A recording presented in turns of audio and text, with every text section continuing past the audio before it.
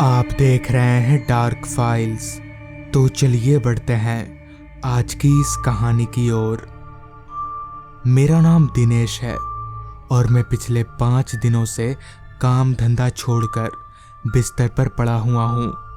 मेरी ये हालत कैसे हुई, चलिए जानते हैं आज की इस कहानी में। दरअसल हफ्ता भर पहले की बात है।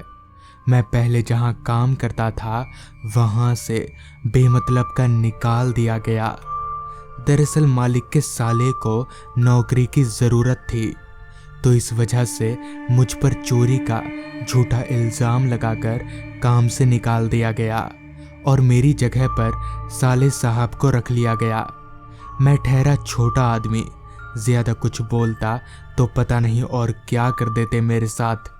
इसलिए मैं वापस अपने गांव चला आया, क्योंकि शहर में मुझे और कोई दूसरा काम मिल नहीं रहा था।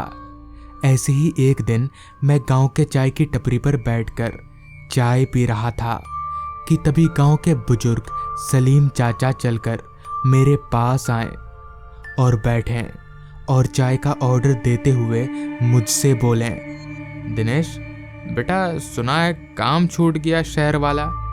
मैंने अपना सिर हाँ में हिलाया। फिर चाचा बोले, कोई काम मिला यहाँ पर? मैंने फिर अपना सिर ना में हिलाया। तो इस पर सलीम चाचा बोले, एक काम तो है, मगर तुम करोगे या नहीं? पहरेदारी का काम है। इस पर मैंने कहा, क्या काम है बताइए। मैं तो शहर में पहरेदारी का ही काम किया करता था, मैं आराम से कर लूँगा। इस पर काका ने कहा, कब्रिस्तान में पहरेदारी करनी है। दरअसल पिछले कुछ दिनों से कब्रिस्तान से लाशें चोरी हो रही हैं, इसलिए हम कोई पहरेदार ढूंढ रहे हैं। बोलो, मंजूर है? कब्रिस्तान का नाम सुनकर मैं थोड़ा घबरा गया, जिस पर मैंने सलीम काका से कहा, अच्छा मैं सोचकर बताता हूँ। इतना बोलकर मैं वहां से उठकर घर की तरफ जाने लगा। मन ही मन में सोच रहा था कि क्या करूं, हालांकि मेरे पास कोई और काम नहीं था, मगर इसके चलते कब्रिस्तान में पहरेदारी का काम करना क्या सही रहेगा, वो भी रात में, मुझे कुछ ठीक नहीं लग रहा था। समझ नहीं आ रहा था कि क्या करूं। यही सोचते सोचते मैं घर आ गया। घर में कदम रखते ही बीवी के ताने शुरू हो गए। घर में खाना नहीं है, ये नहीं है तो वो नहीं है। ये सब सुनकर मैंने उसी वक्त ये तय कर लिया कि अब चाहे जो भी हो जाए मैं ये काम करूँगा ही। घर पर रहकर ताने सुनने से तो बेहतर है कि रात भर कब्रिस्तान में ही पड़ा रहूं। अगले ही दिन मैंने सलीम काका को बोलकर काम पक्का करवा लिया और उसी रात से काम करने का फैसला कर लिया। जिसके बाद रात के करीब 9 बजे के आसपास मैं खाना पीना खाकर कब्रिस्तान जाने के लिए घर से निकल गया। कब्रिस्तान मेरे घर से ज़्यादा दूर नहीं था, तो मैं जल्दी ही कब्रिस्तान पहुंच गया। वहां सब कुछ सामान्य ही था, कहीं कोई हलचल नहीं हो रही थी। पूरा का पूरा कब्रिस्तान सन्नाटे में डूबा हुआ था।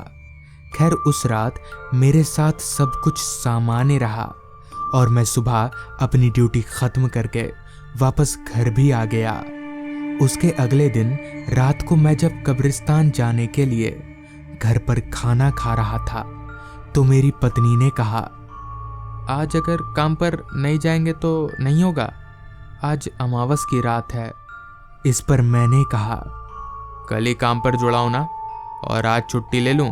ऐसा नहीं हो सकता। वैसे भी अमावस पूर्णिमा ये सब मैं मानता नहीं हूं। जिसके बाद मैंने खाना खत्म किया और वापस से अपने काम पर जाने के लिए निकल गया।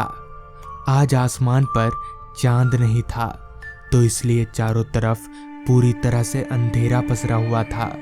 हालांकि मैं हमेशा की तरह बैटरी टॉर्च लेकर निकला था, तो इसलिए मुझे कोई परेशानी नहीं हो रही थी। मगर आज माहौल कुछ अलग तरह का था। आसपास पूरी तरह से सन्नाटा पसरा हुआ था। रात कीड़ों की आवाज़ें कानों में काफ़ी ज़ोर से आ रही थी। खैर चलते चलते मैं अब उस कब्रिस्तान के काफ़ी नज़दीक पहुंच चुका था। तभी मुझे कब्रिस्तान के गेट के बाहर कोई आदमी खड़ा नजर आया। उसके हाथों में एक लालटेन थी। मैं थोड़ा चौंक गया कि भला ये आदमी है कौन, लालटेन लिए कब्रिस्तान के बाहर क्यों खड़ा है। यही सब सोचते सोचते मैंने जब करीब जाकर उस आदमी के चेहरे पर टॉर्च मारा तो पाया कि वो और कोई नहीं बल्कि सलीम चाचा हैं। हाथ में लालटेन लिए मेरी तरफ देख रहे हैं। मैं जल्दी जल्दी चलकर चाचा के पास गया और उनसे कहा, चाचा आप इस वक्त यहाँ पर? इस पर चाचा ने कहा, ये लालटेन देने आया था तुमको, ये लो। इस पर मैंने कहा, पर चाचा टॉर्च है मेरे पास। इस पर चाचा ने कहा, फिर भी इसको रखो अपने पास, और हाँ, इससे अलग मत करना। इतना कहकर सलीम चाचा ने वो लालटेन मेरे हाथों में पकड़ाई और वहां से चलते बने। मुझे कुछ समझ में नहीं आया कि आखिर मामला क्या है। खैर, मैं लालटेन और टॉर्च दोनों लेकर कब्रिस्तान के अंदर दाखिल हुआ। कब्रिस्तान के अंदर का माहौल कल की तरह ही सामान्य ही था। कहीं पर भी कोई हलचल नहीं थी और पूरा का पूरा कब्रिस्तान सन्नाटे में डूबा हुआ था। खैर, मैं जाकर एक बड़े से पेड़ के नीचे बने चबूतरे पर बैठ गया, जहां मेरे बैठने की जगह थी। लालटेन को मैंने वहीं पास ही में रख दिया। अब तक रात के 9:45 बज चुके थे। जैसा कि आसमान पर चांद नहीं था, इसलिए कब्रिस्तान में भी बिना टॉर्च की रोशनी के कुछ नजर नहीं आ रहा था। चारों तरफ बिछे कब्रों के बीच मैं बिल्कुल अकेला था। शायद वहां आसपास मेरे अलावा दूर दूर तक कोई जिंदा इंसान नहीं था, क्योंकि कब्रिस्तान के आसपास कोई घर भी नहीं था। अभी मैं अपनी जगह पर बैठा हुआ ही था कि तभी मेरे कानों में कुछ अजीब सी आवाज आई, जैसे कोई आदमी झाड़ियों में से चल रहा हो।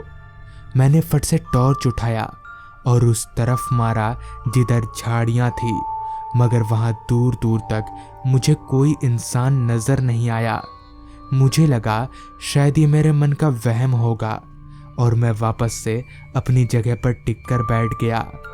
वक्त के साथ ही साथ पता नहीं क्यों ठंड भी अचानक से बढ़ती ही जा रही थी, जबकि ठंड का तो मौसम ही नहीं था। फिर मुझे ठंड क्यों लग रही है? ऊपर से कब्रिस्तान में अब धुंध भी छाने लगी थी। सब कुछ मेरी समझ से परे हो रहा था। अभी मैं अपनी जगह पर बैठा ये सब देख ही रहा था कि तभी मुझे एक अजीब तरह की आवाज फिर से आने लगी। इस बार आवाज ऐसी थी जैसे कोई मिट्टी खोद रहा हो। आवाज मैं साफ तौर पर सुन पा रहा था, लिहाजा मैं अपनी जगह से उठा और एक हाथ में टॉर्च और दूसरे हाथ में लालटेन लेकर उस तरफ जाने लगा जिधर से वो आवाज आ रही थी। चलते चलते मैं अभी उस आवाज का पीछा कर ही रहा था कि तभी मेरी नजर वहीं पास ही में एक कब्र के पास गई।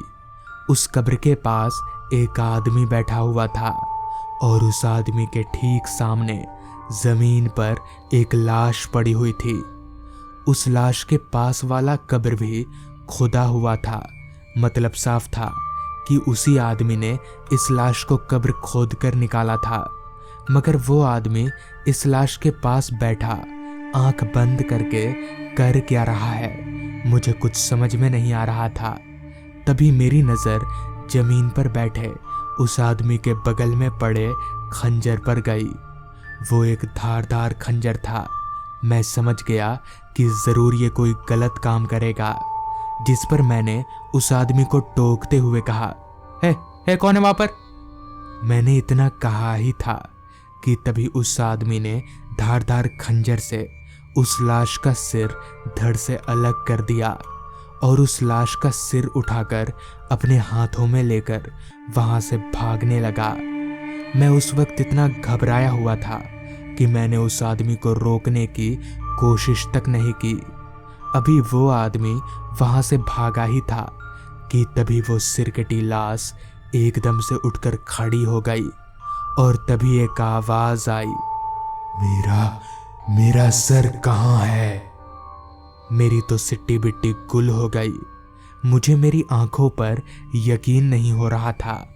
तभी वो सिरकटी लाश मेरी तरफ आने लगी, मगर 2-4 कदम आगे आकर ही वो अपनी जगह पर ही रुक गई। शायद ये लालटेन के चलते हो रहा था। इसी मौके का फायदा उठाकर मैंने वहां से जो दौड़ लगाई, सीधे घर जाकर ही रुका। मगर आज तक ये पता नहीं चल पाया कि आखिर वो सब था क्या। इस घटना के कई दिनों बाद तक मैं बीमार भी रहा। तो दोस्तों, ये थी आज की कहानी। अगर आपको ये कहानी पसंद आई हो तो चैनल को ज़रूर सब्सक्राइब कर लें। तो मैं आपका दोस्त आर्यन जल्द ही मिलूंगा आपसे ऐसी ही एक कहानी के साथ। रोहन और सार्थक दोनों बहुत ही अच्छे दोस्त थे। अभी से नहीं बल्कि बचपन से ही एक दूसरे के बगैर किसी का मन नहीं लगता था। स्कूल से पेट दर्द का बहाना लेकर छुट्टी लेना हो या घर पर बिना किसी को बताए घूमने भाग जाना, दोनों एक साथ में ही करते थे। आज भी वो दोनों अपने किसी दोस्त की शादी में गए हुए थे और फिलहाल वहीं से वापस लौट रहे थे। रोहन बाइक चला रहा था और सार्थक उसके पीछे बैठा आसपास के माहौल का जायजा ले रहा था। रात काफी हो चुकी थी, जिसका असर रास्ते पर भी साफ नजर आ रहा था। चूंकि रोहन और सार्थक उस रास्ते पर पहली मर्तबा आए थे, इसलिए उन्हें उस रास्ते के बारे में कुछ ज्यादा पता नहीं था। रोहन अभी बाइक चला ही रहा था कि तभी सार्थक बोला, भाई ये रास्ता कुछ अजीब सा नहीं है? मतलब बहुत सुनसान नहीं है? सुरेश ने हमें इसी रास्ते के बारे में बताया था ना कि यहाँ कोई कब्रिस्तान है। रोहन ने सार्थक की बात पर हामी भरी और चुपचाप बाइक चलाता रहा, क्योंकि भले सार्थक इन सारी चीजों पर यकीन करता हो, मगर रोहन उसे ये सारी चीजों पर रद्दी भर भी विश्वास नहीं था। उनकी बाइक अभी तेजी से रास्ते पर आगे बढ़ ही रही थी कि तभी तेजी से चल रही उनकी बाइक झटका खाने लगी और 2-4 झटकों में ही बंद पड़ गई। रोहन ने 2-3 बार किक मारकर गाड़ी चालू करने की कोशिश भी की, मगर बाइक ज्यों की त्यों ही बंद पड़ी रही। रोहन अभी बाइक चालू करने की कोशिश कर ही रहा था कि तभी सार्थक बोल पड़ा, ये वही कब्रिस्तान है ना जिसके बारे में सुरेश बता रहा था? रोहन सार्थक के इशारे की ओर पलटा तो पाया कि उसकी बाइक बिल्कुल उस कब्रिस्तान के गेट पर बंद पड़ी है। इस पर रोहन बोला, हाँ हो सकता है वही कब्रिस्तान हो। ये कहकर रोहन ने बात को रफा दफा कर दिया था, मगर सार्थक उसके जहन में कहीं ना कहीं ये बात खटक सी रही थी कि आखिर उनकी बाइक कब्रिस्तान के दरवाजे पर ही क्यों बंद हुई। सार्थक अभी ये सोच ही रहा था कि तभी रोहन बोला, भाई यार किसी मैकेनिक को ढूंढना पड़ेगा, मुझे तो नहीं समझ में आ रहा है। इतना कहकर रोहन आजू बाजू अपनी निगाहें घुमाने लगा। अभी वो इधर उधर देख ही रहा था कि तभी उसे सामने की तरफ कुछ चमकता हुआ नजर आया। उस चमकाहट को देखते हुए रोहन ने सार्थक से कहा, सार्थक वो देख सामने कुछ चमक रहा है, चल हो सकता है वहां कुछ मदद मिल जाए। इतना कहकर वो दोनों बाइक को धक्का देते हुए उस चमकाहट की तरफ जाने लगे। चलते चलते वो जब उस चमकाहट के पास पहुंचे तो उनकी खुशी का कोई ठिकाना ना रहा, क्योंकि जहां वो रोशनी थी वो एक मैकेनिक का दुकान था। एक अधेड़ उम्र का आदमी अपनी कुर्सी पर बैठा हुआ था। रोहन ने खुश होकर उस आदमी को बोला, काका जरा हमारी बाइक को देख लीजिए तो, क्या दिक्कत है, चालू नहीं हो रही। इस पर वो आदमी कुर्सी से उठकर रोहन की बाइक के पास आया। उसने 1-2 बार बाइक को चालू करने की कोशिश की, मगर बाइक चालू नहीं हुई। जिस पर उस आदमी ने रोहन से कहा, टाइम लगेगा, बैठो। मैकेनिक की बात सुनकर वहां पड़ी 2 कुर्सियों में रोहन और सार्थक आराम से बैठ गए और वो मैकेनिक बाइक के पुर्जे खोलकर कुछ करने लगा। सार्थक के जहन में वो कब्रिस्तान वाली बात अभी तक खटक रही थी, मगर रोहन, उसे इन चीजों से कोई लेना देना नहीं था। वो बस यही मना रहा था कि जल्द से जल्द उसकी बाइक चालू हो जाए ताकि वो लोग अपने घर पहुंच जाए। रोहन अभी बैठा ही था कि तभी उसे हल्का होने की जरूरत महसूस होने लगी। उसने ये बात सार्थक को बताई और कुर्सी पर से उठकर रास्ते के दूसरी तरफ जाने लगा। रास्ते के दूसरी तरफ घना जंगल था, लिहाजा रोहन ज्यादा अंदर ना जाकर सिर्फ झाड़ियों के पीछे चला गया और हल्का होने लगा।